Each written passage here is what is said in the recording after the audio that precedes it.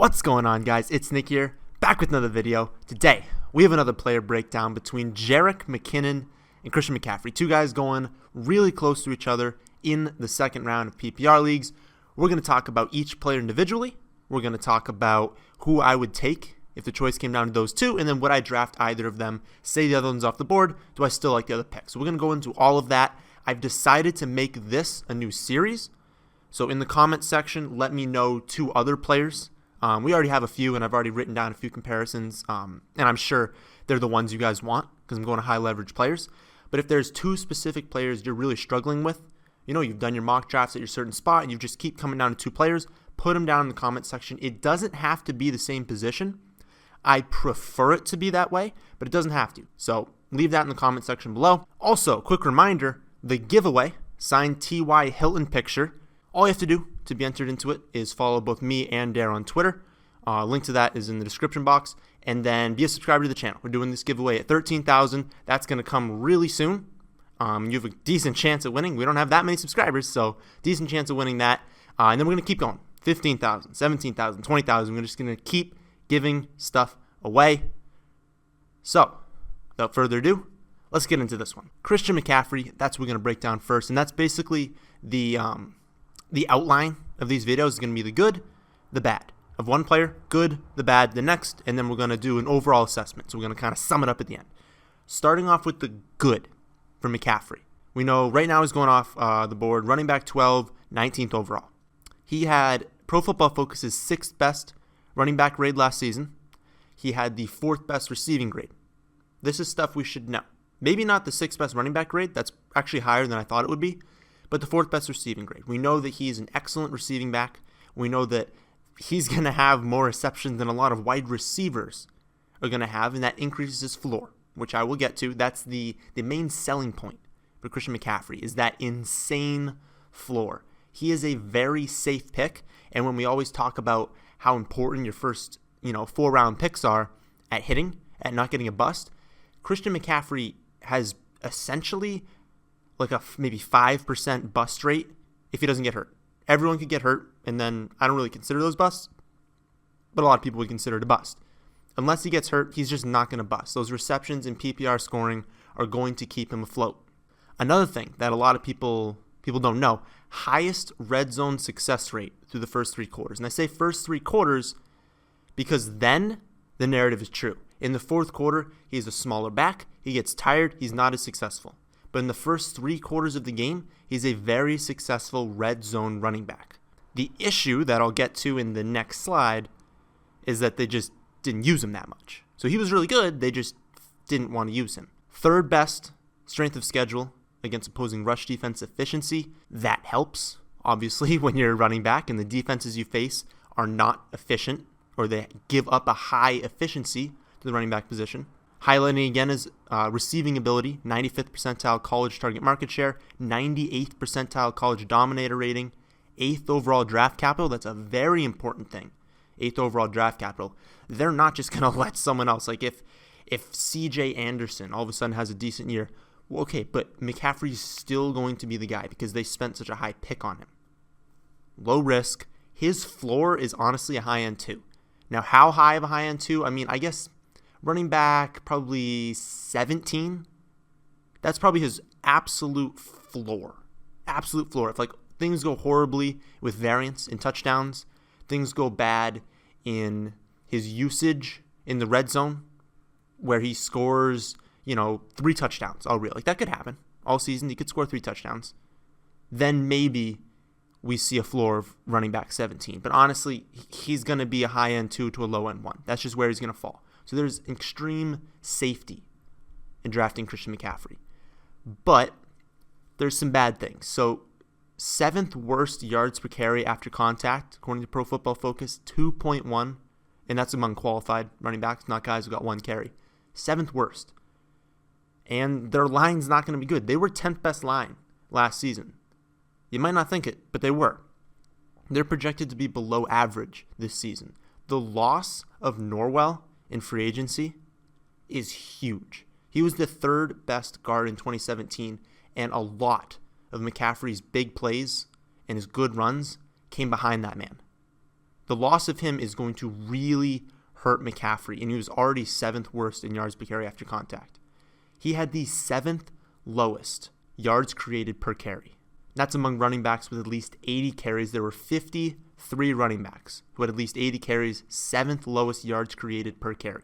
McKinnon was 24th, so that's, he was a little bit above average. Dion Lewis, if you look back, was first by a mile. I think it was something like 2.56, roughly that, which was absolutely insane. But that brings us to the stat of the day. And this one's not Pro Football Focus. This one's going out to playerprofiler.com, which is an excellent source that I suggest all of you use. Who was second? So I just said that McKinnon had the 7th lowest yards created per carry. Or McCaffrey. I don't know what I just said. McCaffrey had the 7th lowest yards created per carry. McKinnon was around, a little bit above average. And Dion Lewis was first by a mile. Who was second? Yards created per carry. The last bit of bad on this slide, at least, because we got another one. But a 31st percentile SparkX score. That one surprised me.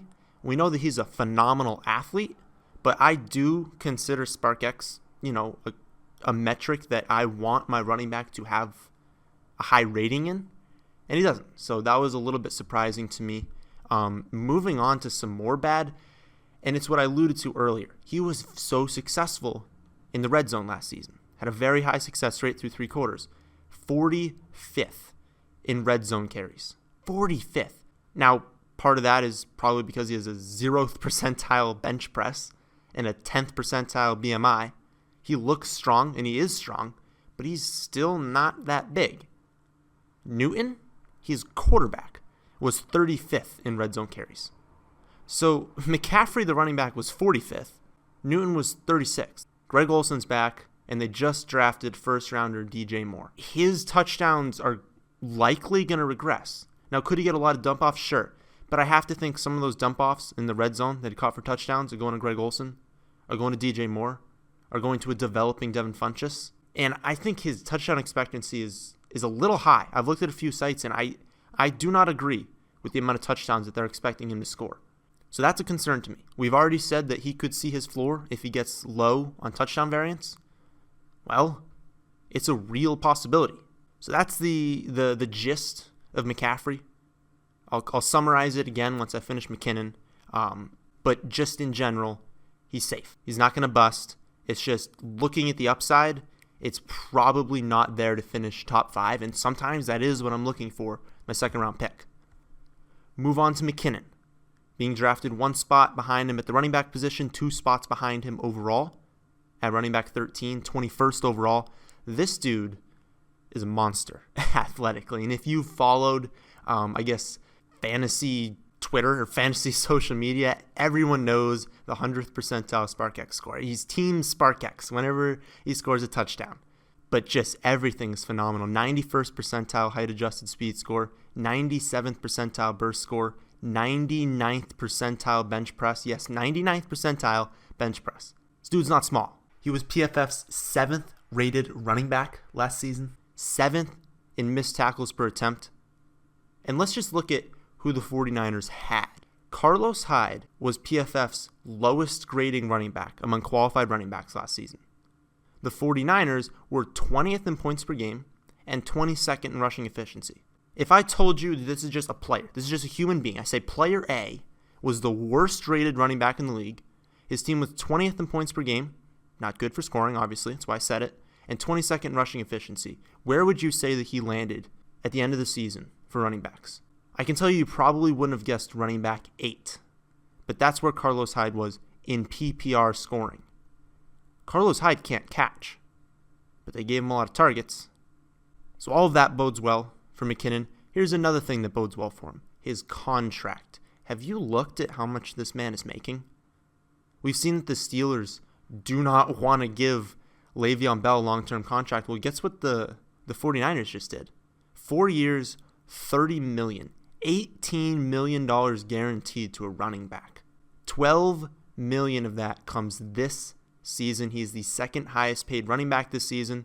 Breida, the backup since Carlos Hyde is gone. If you didn't know that watching this video, I apologize for not mentioning it. That's why I brought up Carlos Hyde, was because Carlos Hyde is now on the Browns.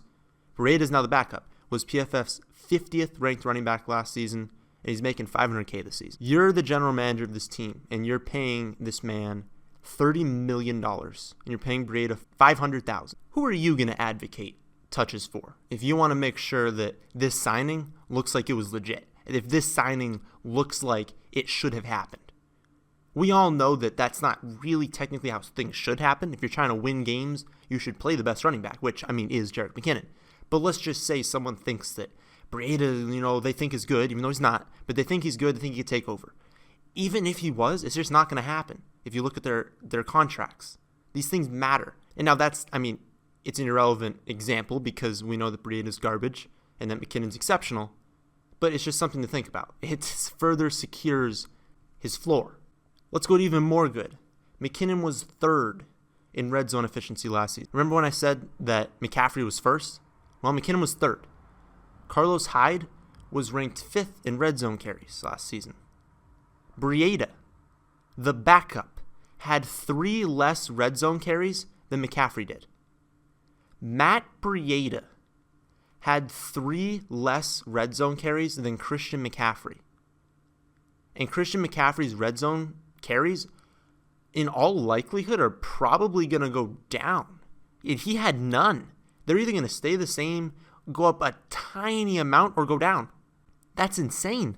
That is insane to think about how good McKinnon was, because there's this conception that you need a bruiser.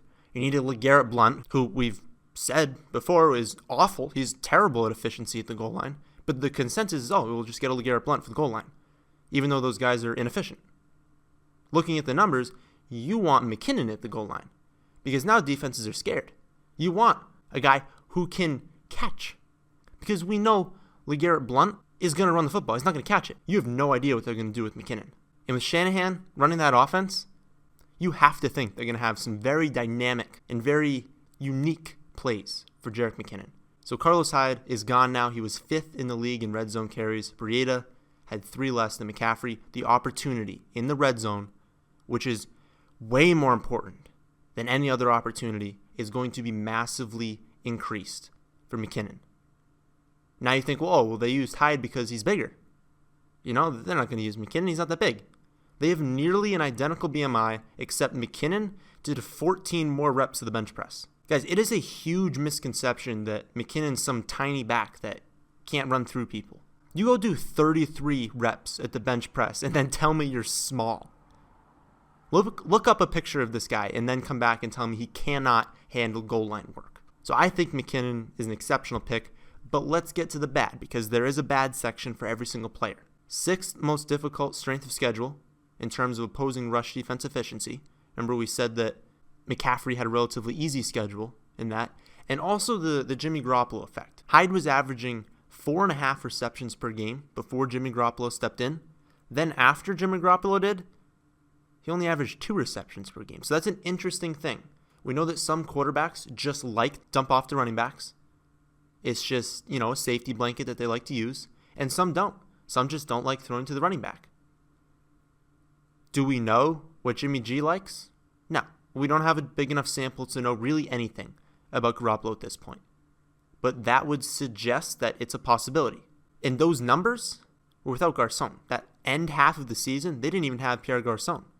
So they didn't have a lot of people to throw to, and they weren't throwing to the running backs. So that is a bad thing. When you look at projections, it's anywhere from 5 to 30 is the projected difference in receptions between McKinnon and McCaffrey.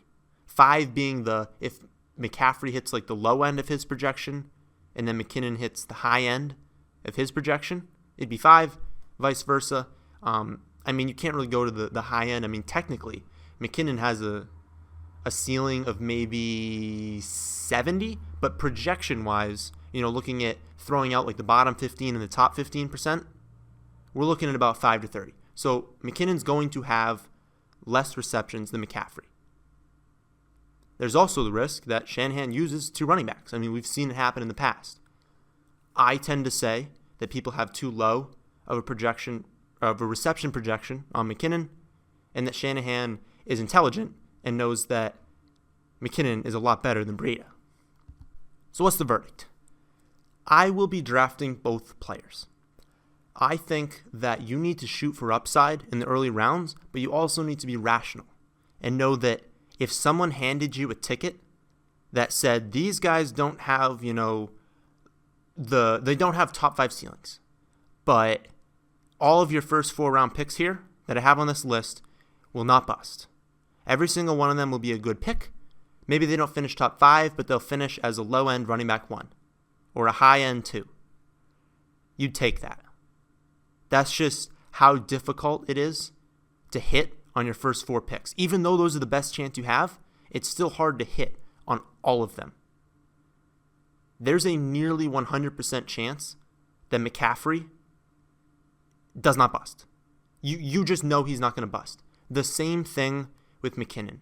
McKinnon is not going to bust. So they're safe, and that's what I'm looking for. So I think they're both phenomenal second-round picks.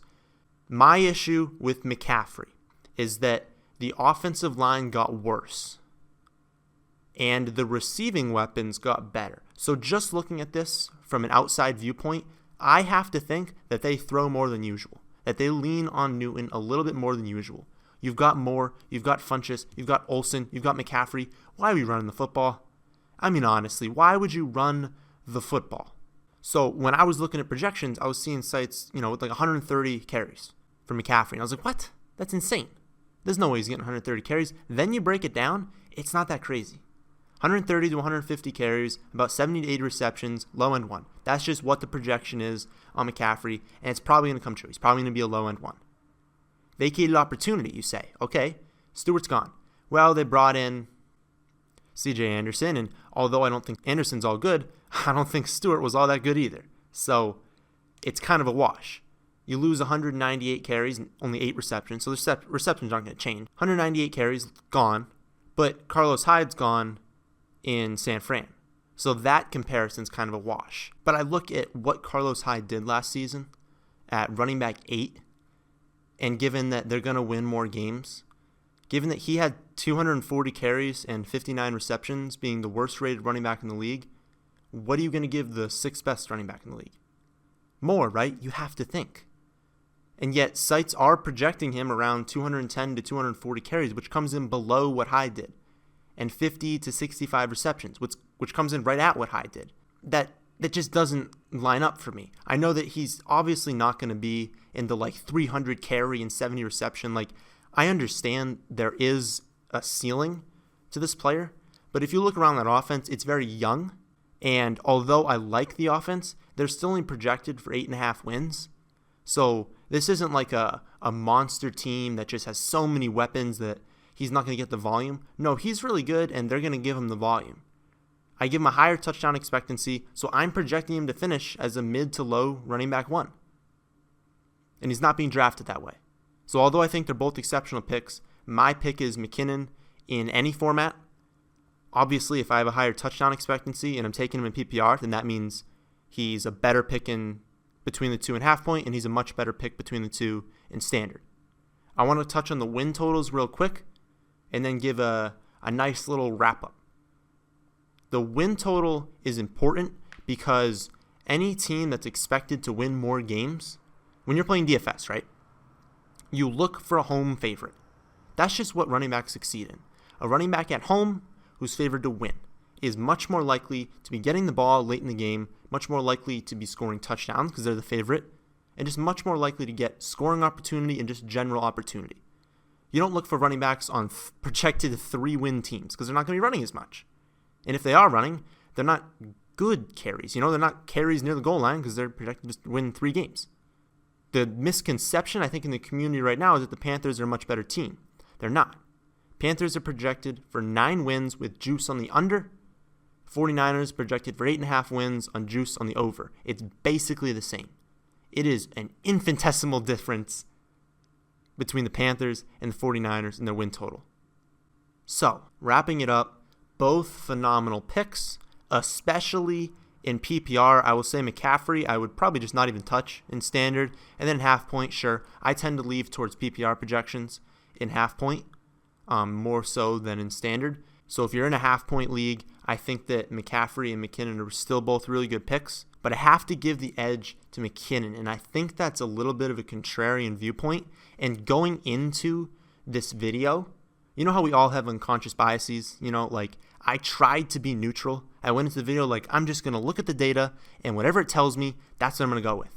You know, I'm going to break these two players down, and whatever one that I feel deserves to be drafted first, that's what I'm going to draft first. But when I was looking through the data, I was looking for McCaffrey stuff. And I guess I just wanted McCaffrey to be the answer because that's how I had it ranked. I said, no, McCaffrey is just the better pick. So I was biased towards McCaffrey. And then I made 4 pages on the good for McKinnon, and I struggled to make that first page for McCaffrey. The good is that he can catch, but he might get less volume and less scoring opportunity. And I struggled to say anything better. He wasn't good running the football, and they lost an offensive lineman that was their best one and one of the best in the league. And just it was so easy to build a case for McKinnon. Exceptional athlete, exceptional receiver, an efficient running back. The team just vacated massive opportunity. That team is getting better. That team's going to score more points. The team has a young, developing quarterback. I know it's a contrarian viewpoint, but to me, the pick's McKinnon. So, let me know what you think about this decision, and also let me know what you think about 2 more players I can break down, because we're going to be doing at least 1 comparison a week. In August, it might turn into 2. So stay tuned for that. Remember about the giveaway. That is the end of the video. Hope you did enjoy. If you did, how about you hit that like button? How about you subscribe if you're new? Thanks for watching.